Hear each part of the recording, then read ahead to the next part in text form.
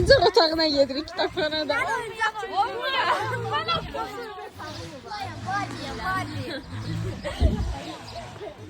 Bəli, gəlmişik. Gizemli bir yere gelmişik.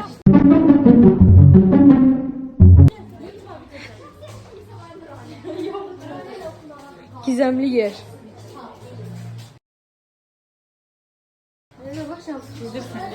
Uşaqlar gəlib kitablarımızı öyrənməyə. Biri öğrenmeye geldi. Ama benim aralarında bir de bu. Kızım ələ belə də iki tut sən çəkim. Böyle yanar. İki de tut, iki tut. Git bacından dur, bacından dur.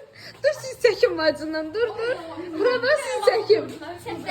Bura bax. İki tutun. Kitapxanaya gəlmişdi, tədbirə rast gəldik.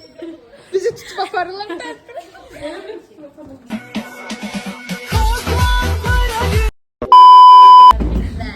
Konferansa gəlmişik. Bir de yaxşı. Milli Məclislər Şurası. Konferansımızda Dünya Edebiyat Hakkı. Gəldiyimiz konferans haqqında nə düşünürsünüz? Ben mütləq söz deyəcəm. Gəldiyiniz konferans haqqında nə düşünürsünüz? Erkən daha sondur.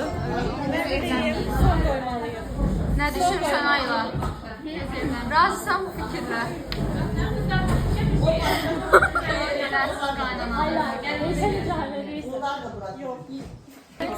Erkən nigahı yox deyəndən sizə kadrlar.